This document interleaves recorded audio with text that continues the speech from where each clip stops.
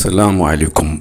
اليوم الملك ينهي المهام ديال السفير المغربي في فرنسا بن شعبون، وكذلك الجزائر كتستدعي السفير ديالها في فرنسا للتشاور على إثر المعارضة اللي تم يعني أمنيون وقنصليون في الجزائر ديال فرنسا هربوها عن طريق تونس إلى فرنسا.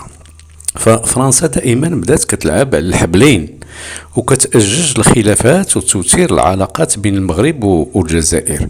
فمرة كتخلى على المغرب لصالح الجزائر من أجل منافع اقتصادية وخاصة الغاز، وكتقوم بمعاداة المغرب وشحن الاتحاد الأوروبي كما شفنا في الأسبوع الماضي. وتارة أخرى أنها كتستعمل واحد المجموعة ديال الأوراق واللعيبات ضد الجزائر باش تحاول يعني تأجج كذلك هاد العلاقات وتحاول تقرب مرة أخرى إلى المغرب.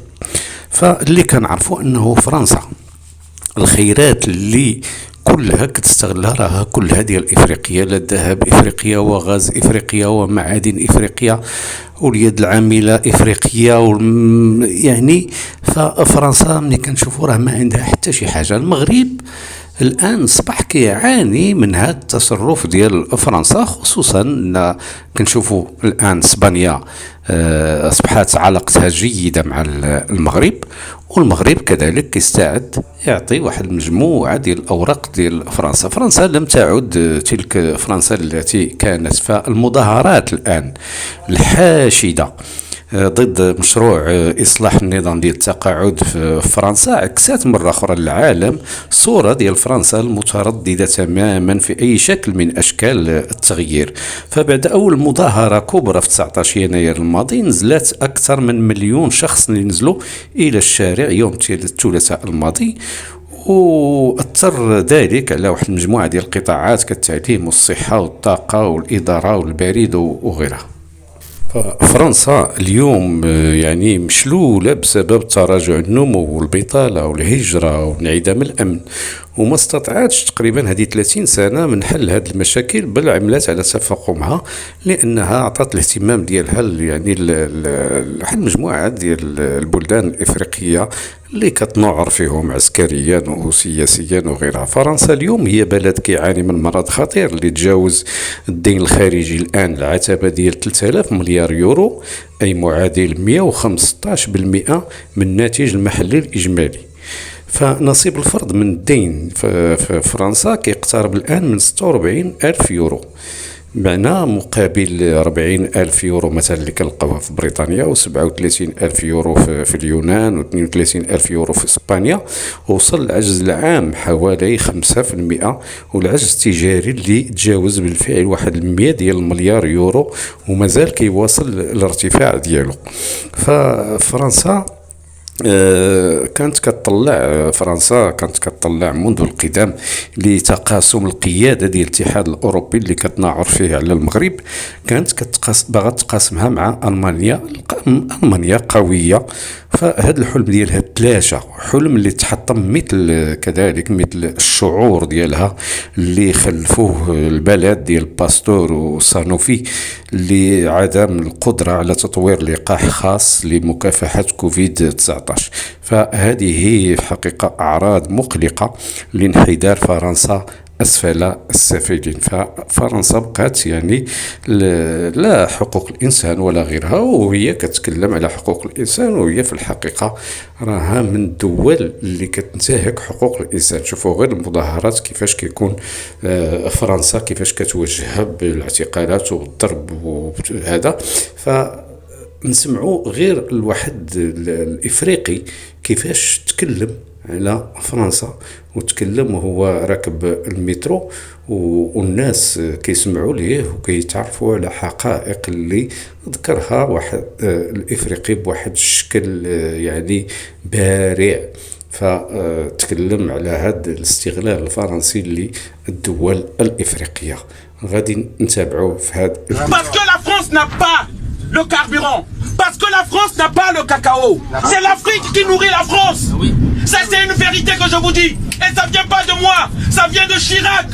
Chirac a dit. مواطن ذو أصل أفريقي بقطار بفرنسا يكشف حقائق خطيرة عن ما تقوم به دولة فرنسا من أعمال تخريبية لدول أفريقيا. فيكشف هذا الشخص أن فرنسا لا تنتج الوقود، لكن شركاتها العالمية موجودة في كل مكان وتقتات على جيوب الضعفاء والفقراء والمساكين. هي لا تنتج اليورانيوم، لكنها تستغل اليورانيوم النيجيري الذي ينير مصباحا من أصل كل 3 مصابيح في فرنسا، بينما في النيجر 80% من السكان لا يتوفرون على الإنارة الكهربائية.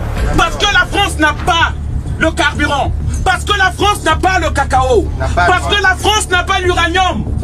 Vous allez plus reconnaître cette France-là, parce que la France dépend de l'Afrique et on ne respecte pas les Africains. Voilà le message que je voulais faire passer ici. Respectez les Africains que vous voyez. Ne rentrez pas dans ce jeu-là. وذكر هذا الرجل ركاب القطار بما قاله الرئيس الفرنسي السابق جاك شيراك، كون كل يورو يدخل إلى جيوب الفرنسيين 60% منه يأتي من أفريقيا. فعلى الجميع إذن إظهار الاحترام للإفريقيين. C'est l'Afrique qui nourrit la France. Ça c'est une vérité que je vous dis. Et ça vient pas de moi, ça vient de Chirac. Chirac a dit, sur les 1 euro que vous avez dans votre portefeuille, 60 centimes, c'est l'argent des Africains. C'est ça la vérité. Et donc respectez l'Africain. La France qui se lève tôt, elle est noire. La France qui se lève tôt, elle est noire. Et qui se couche tard, elle est noire. من الوقائع الصادمة التي استعرضها أيضا هي تقسيم دولة مالي إلى قسمين من طرف الرئيس الفرنسي إيمانويل ماكرون، فلا يستطيع النصف الجنوبي السفر إلى الجزء الشمالي حيث مدينة كيدال، داعيا في الأخير الشباب الأفريقي بالتخلي بالعزيمة حتى التحرر من هذا الظلام.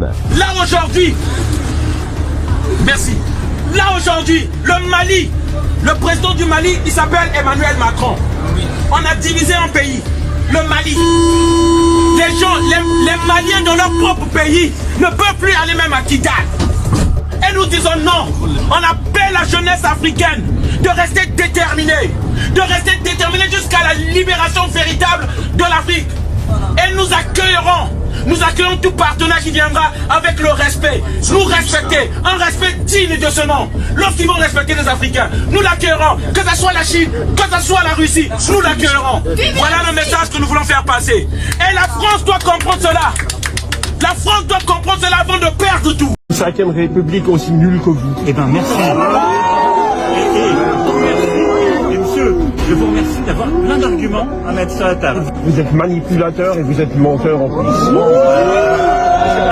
Oui, vous êtes un voleur réfractaire. C'est quoi quelle est la chose sur laquelle quelle est la chose sur laquelle vous n'êtes pas? Vous avez assassiné l'hôpital. Mais vous êtes fou quoi? Oui. Mon médecin traitant, il a été radié.